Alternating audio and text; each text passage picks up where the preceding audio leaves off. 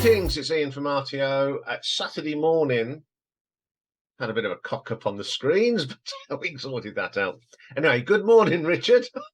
Good morning, Ian. How are you today? It's a lovely day today. It's very sunny. Not here. It's the sun didn't make an appearance, but it's warm and muggy. No, it is very nice. It's nice and sunny outside. Yeah, we're going to get it tomorrow, apparently. Normally what Dave says, whatever you have, we'll get the next day if it's going in the right direction. Strange things. Anyway, what have we got for you today? Well, we're going to do cover songs.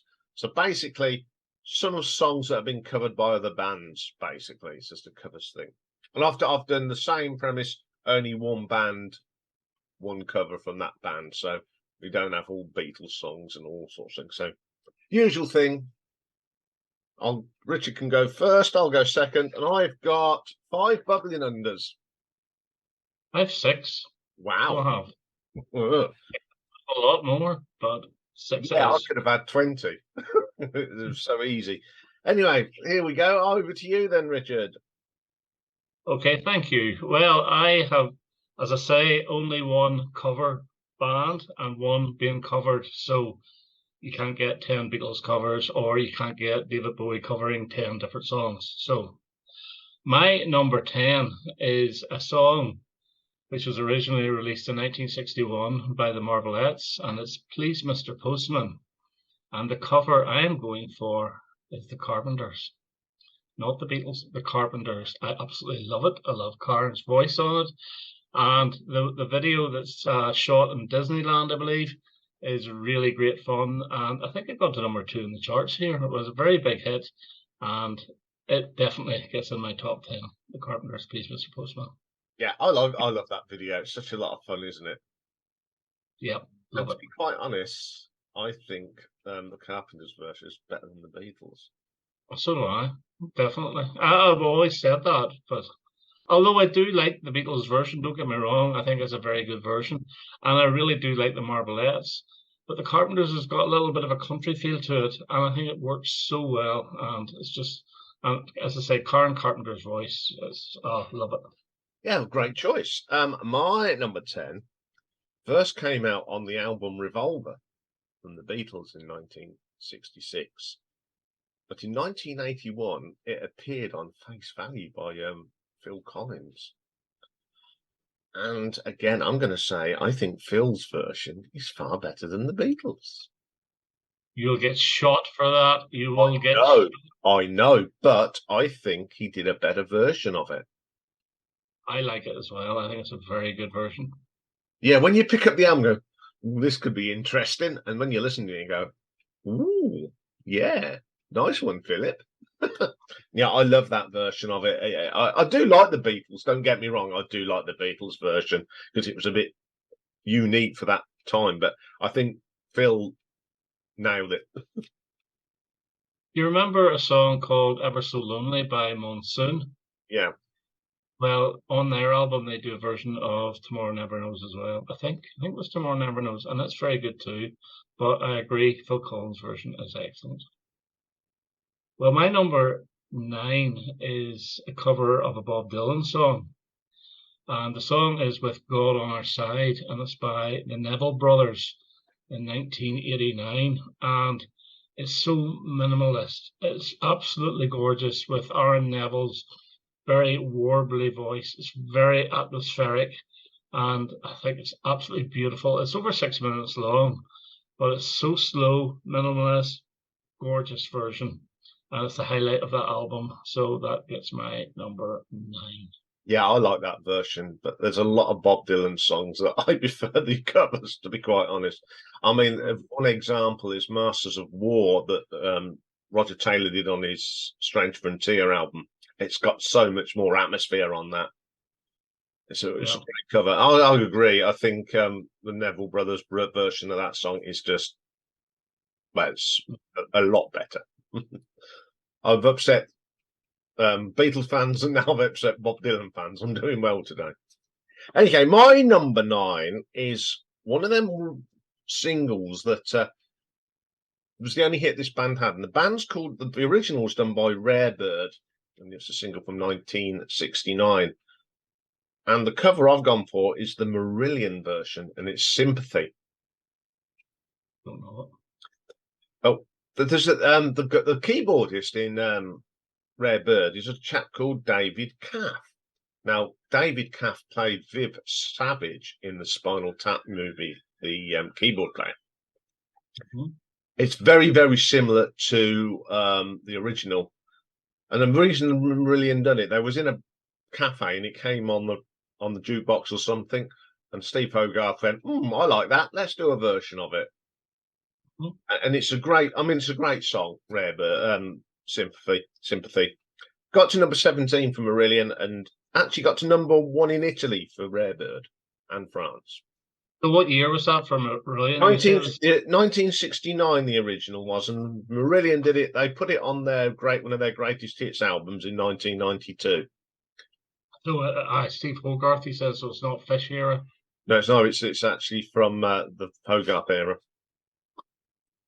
Well, my number 8, I think you'll be happy with, and it's an Elvis cover. In fact, it's two Elvis covers put together as a medley by Slade, and it's "My Baby Left Me" and "That's All Right" in 1977, and it is their tribute to Elvis because it was released around October, November of that year, and it's a tribute to Elvis. And I only found out when I was researching this, it's only 3 members of Slade that play on it. Dave Hill doesn't play on that song at all. He wasn't available for the sessions, so Jim Lee does the guitars, which is probably why the guitar work is really, really good. But yeah, it's an absolutely fantastic rocking version of "My Baby Left Me," and then it goes into "That's All Right." Then it goes back to "My Baby Left Me," and to be honest with you, I think those two songs are quite similar, so it works really, really well. You would think it was actually the one song, and I've heard a few covers of "My Baby Left Me," but nothing beats Slade, and I got to number 32 in 1977, which wasn't bad for them because by that time nobody was interested in Slade. Except people like you and me.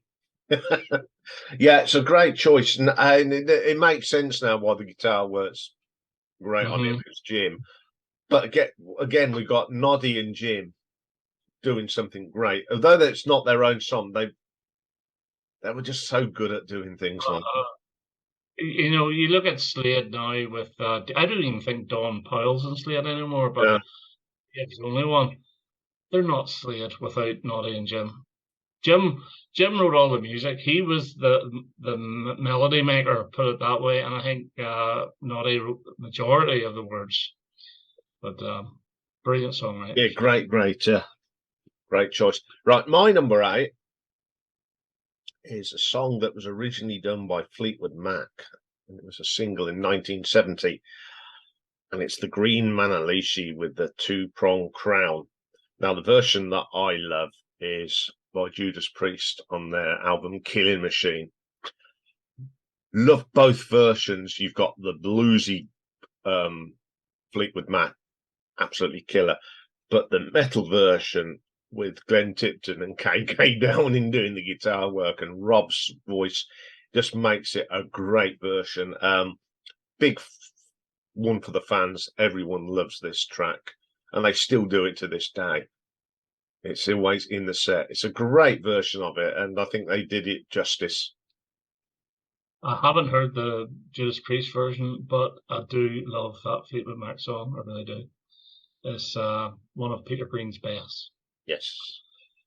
Well, my number 7 is a John Lennon cover, and it's not the one you think. It's not Jealous Guy.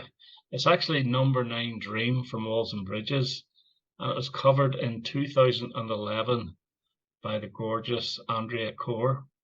And I think it is magnificent. Now, she doesn't stray away from the original, it's very close to the original, but the sound of it just sounds so bright.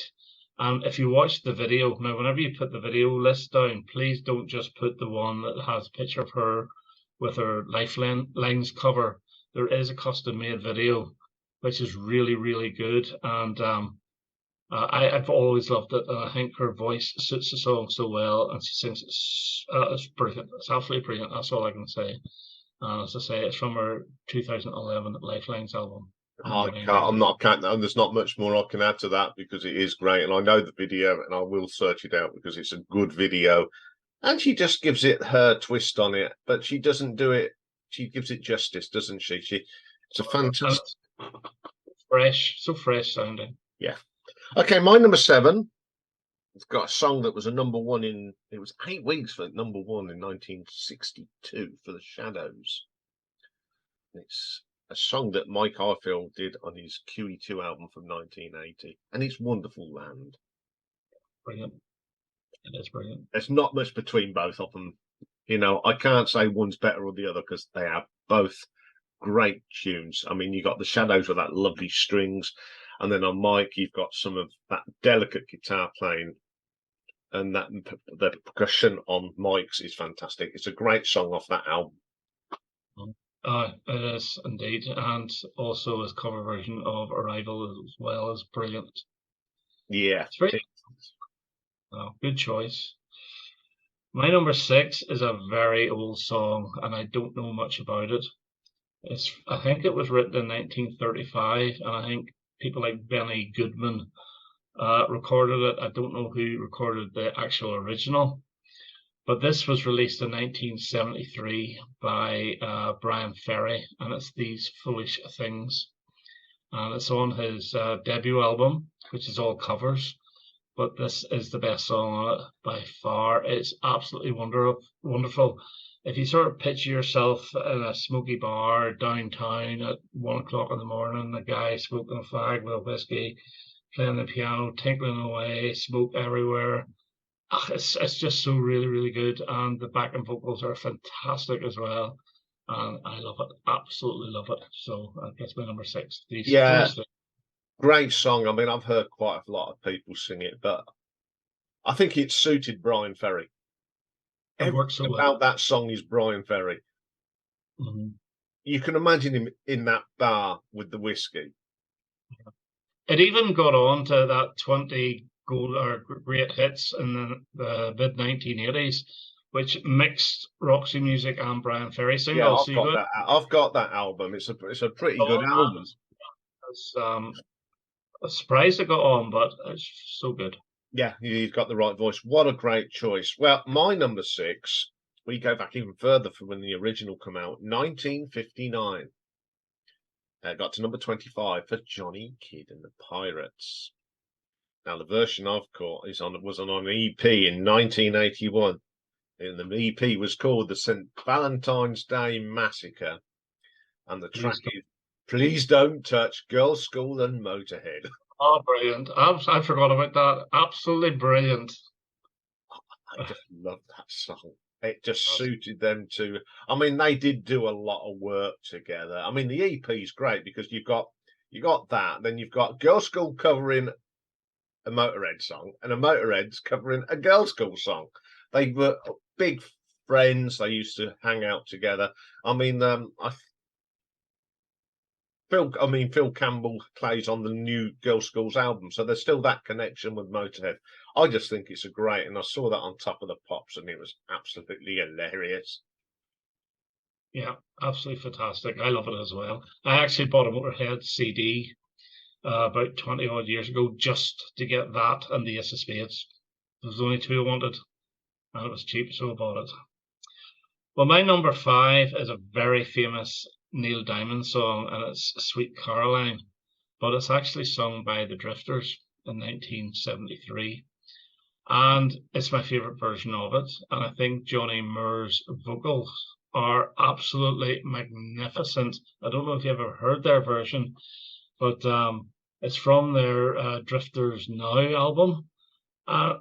It's it's not as bouncy as the Neil Diamond one, but it's better. It's absolutely better. And if you ever hear it, which you will, hopefully, whenever you're doing this, Yes. you will appreciate how good a singer Johnny Marr was. He was the sort of the more chubby looking lead singer, but he was the best one by far. And I love it. It's number 5 for me. Yeah, I sort of used to like that song, but after last year's, it got mullered by the football fans everywhere. It just grates on me now. So hearing a new version of it might restore faith. So I'm looking forward to listening to that one. Okay, then my number 5, another song from the 60s, first done by Gary U.S. Bonds. And then you got, and Neil Diamond's done a version of this song, which isn't very good. But the version that I love is from 1981, Gillan, New Orleans. Absolutely dynamite. And the guitar solo from Bernie Tormé is just killer. And the shrieking of Mr. Gillan, it just brought it into a new concept. The best version I've got of that is on the Double Trouble live album. So it starts off with a John McCoy bass solo, and Mick Underwood just comes in on them drums. It's killer track. I just love that, and that screechy guitar solo is just magic. Great song. I have that single actually. I think it's really good. Yeah, I love the cover of it. The old steam pedal boat. Yep. Yeah, Yep. I got that. I brought that. Saw it on Top of the Pops on Thursday. Brought it on Saturday. Well, my number 4, and I'm actually going to change it here because it's the same song, but I'm going to change the version, even though I love both of them. It's a song that was written by Sonny Curtis, and he recorded it when he was in the Crickets. And the song is I Fought the Law. Now, I love the Bobby Fuller 4 version, and that's what I was going to include, but I'm going to change it. I'm going to give it to The Clash, but not the single version. So you need to be careful whenever you put this up. The album version of it. No, it's the live version of it from the Rude Boy film, and you get the full performance on YouTube. It is the live. It's far better than the studio version. And it's obviously Joe Strummer's doing the main vocals, and Mick Jones and Paul Simonon are doing the backing vocals. But it is a live setting. It's from the Rude Boy film. It's absolutely brilliant. But be careful not just to put up the single version, which is not as good. So my number 4 is The Clash, I Fought the Law live version from the Rude Boy film. There is another live version which is very similar, but not quite as good. I have heard of live version of it. I just wonder if it is the same. I'll find out when I watch it. Yeah, you'll see it. It's a full. It's a full concert version of it. You see them singing it. It's not just pictures. It's actual them singing. It's a great track anyway. I love it. It's one of the best songs ever. Yeah, great choice. My number 4. Now this song is from 1982, and it was originally done by George Thorogood, and it's Bad to the Bone. Now the version that I love is back in 2008. Molly Hatchet did a cover version of it, and it's note for note the same. It's a great song. It's a great southern rock song, Bad to the Bone. I mean, George Thorogood's is killer, but Molly Hatchet do a great version of it, and I love it. It's not the best covers album because some of them don't work, but this one absolutely is the best one on that covers album. Mm-hmm. I know the song, but do you know what I think of every time I hear that song? What? Is Al Bundy and Married with Children, because it got used an awful lot in those Married with Children episodes. Yes. And it was really, really good. I'm a big fan of Al Bundy, by the way. He's God. Totally politically incorrect, but yeah, it's a really good song. Yeah. Well, my number 3 is a cover of an old Elvis tune, even though Elvis didn't write it. And it's Can't Help Falling in Love, but it's by Lick the Tins in 1986. And it's from their album Blind Man on a Flying Horse. But it's more famous for being on the soundtrack to Some Kind of Wonderful. It's got tin whistles, and it has got your fiddly-dee music in the middle of it, which I call, the Irish music. And the girl's singer is Alison Marr, who's got a really sort of Irishy, husky voice. I'm not even too sure if she is Irish. I think she might be from Northern Ireland. But it's a magnificent song. Now, the version on the soundtrack is slightly different to the album version. I love both of them. It doesn't matter which one you play. And I remember hearing it back in the mid-80s, and I couldn't get it anywhere. And I didn't manage to get the single until I was over in Jersey and I saw it in the second-hand record shop when I was working over there 3 years later. I couldn't wait to get home to play it because I absolutely love it. And so it gets my number 3. Lick the Tins, Can't Help Falling in Love. I've never heard that version, so that'll be. Oh, you'll love it. You will love it. If it's I diddly diddly music, that'll be all right. She's got this husky voice as well, and oh, it's fantastic. Okay, my number 3. Now, this is the song that I love both versions of it. The first one came out on the debut album for Steamhammer, and it's a song off Status Quo's Mark Kelly's Greasy Spoon, and it was their opening number for their set for many, many years. And it's Junior's Wailing. Absolutely killer track. I mean, last week at that Quo day, the headline band opened up with Junior's Wailing, and it's just an incredible song. That's a very good album, that Mark Kelly's Greasy Spoon. Yeah, a lot of it was played at that day by both bands. I think there's only about 2 tracks off that album that weren't played. Well, that's good to hear. That's the high quality stuff. No, good choice. My number 2 is David Bowie. Now, there's quite a few covers he's done that I could have picked. But I'm going to go with a Who song called I Can't Explain, and it's from the Pin-Ups album. Now, the thing I like about David Bowie covers is he tends to sort of turn the songs upside down and make them his own, completely different. And this is an example of this. The Who track is nice and bouncy, runs along that really, a quick pace song. He really slows this one down and he puts loads of sax on it. And it makes it actually very sort of sensual in sound. I think it's absolutely magnificent. It's the last track on side 1 of Pin-Ups.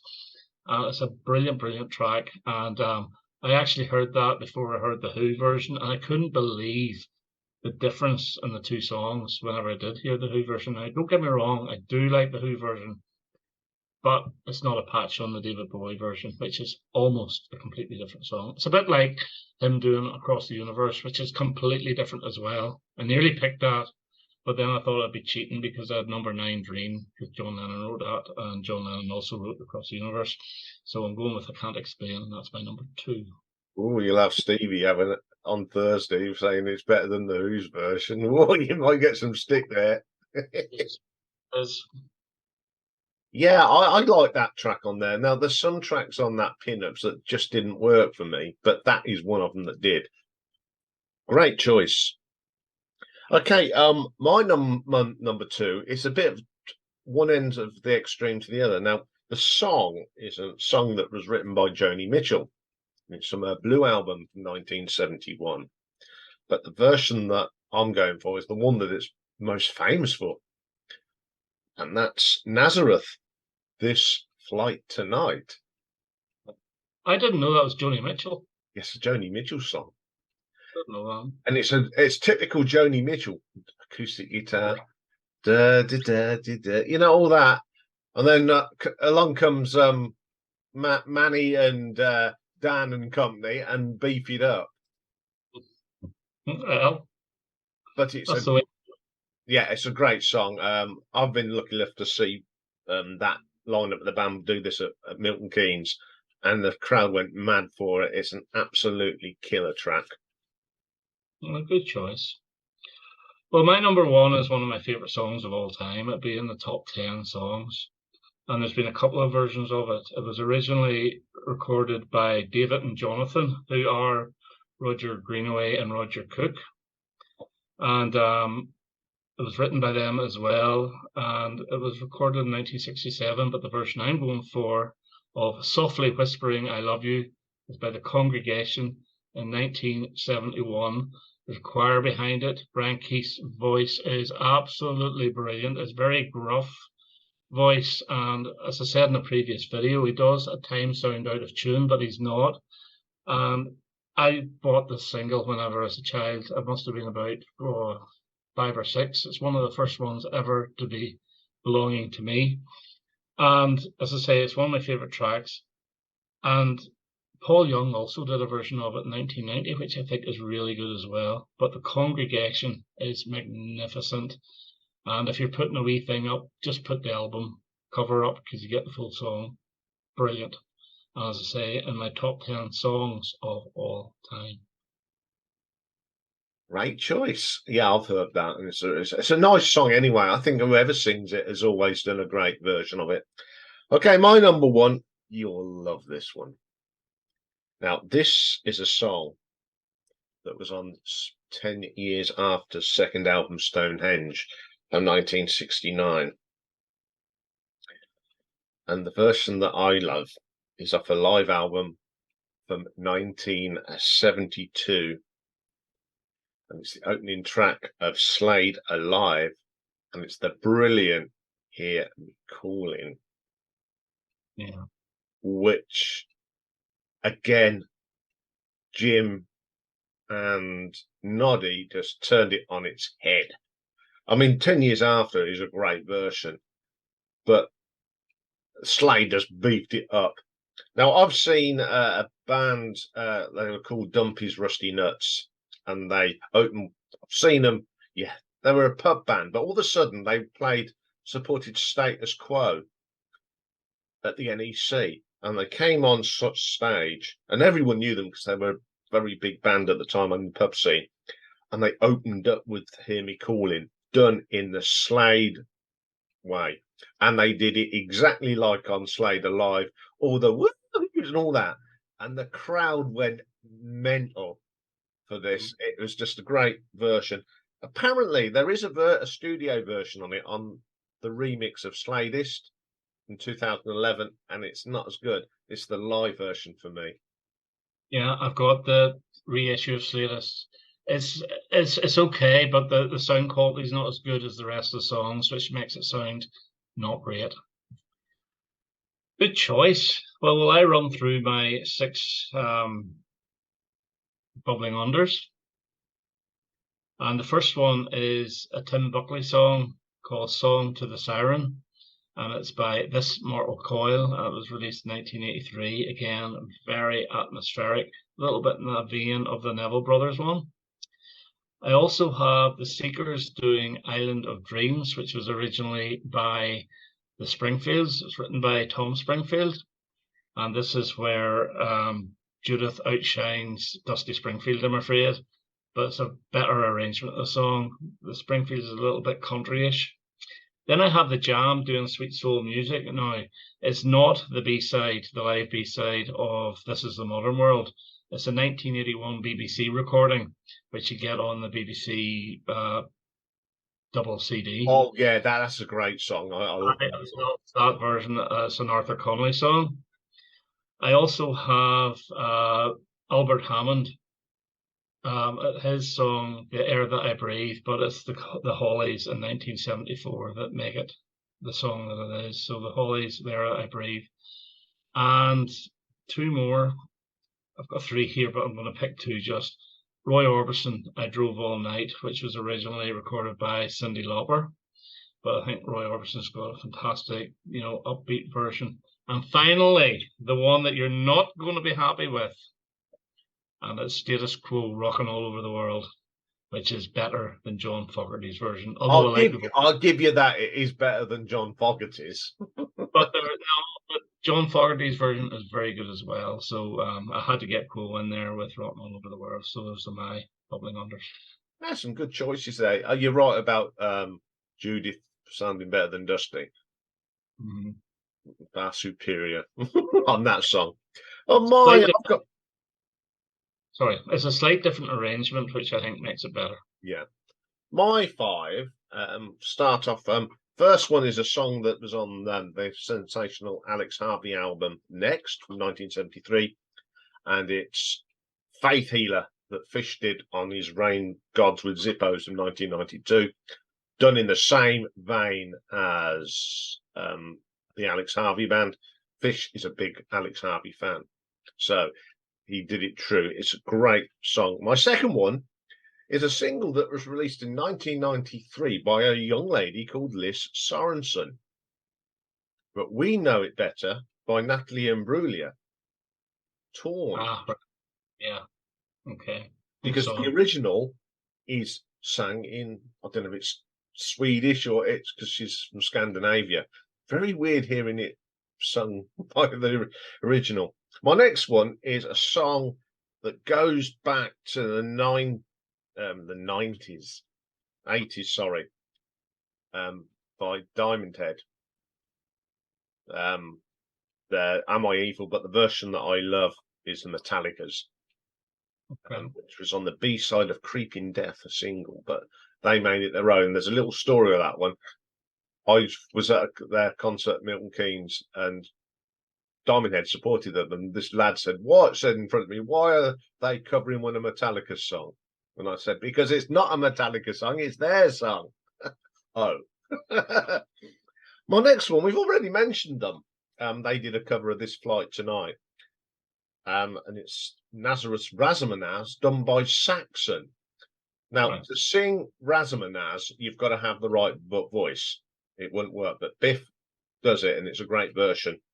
And my last one is a song by the Yardbirds, got to number 3 in 1966, and it was covered by Gary Moore on the Victims of the Future album, Shape of Things. Now, which is rockier and raunchier, and the version I really like is the one off the We Want More.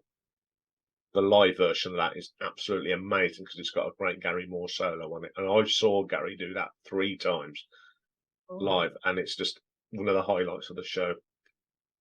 Have you? Well, you have. Have you heard David Bowie's version of it? Yes, Well, no comment. yeah, no comment. It just Gary Moore absolutely owned that song.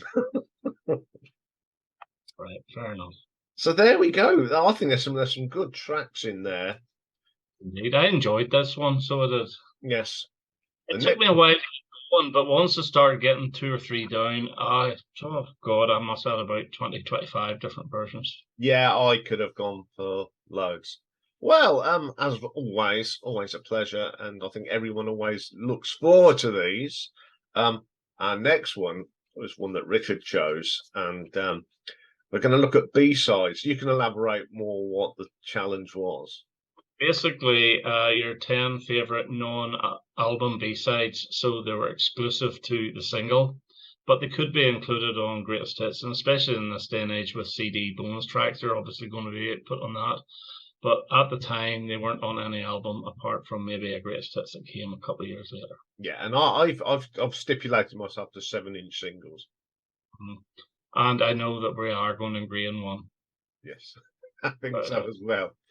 Anyway, and all it leaves me to say is thank you very much for watching. I'll be back on Monday when I'm doing more Elton John apart from the 80s. oh, looking forward to it. Better than you think. Yeah, there's 1 or 2 songs on that. And I think we're doing blues. Yeah, John Lee Hooker, some blues on in the classic album. So we'll even say it's goodbye from me. That's goodbye from him. Bye.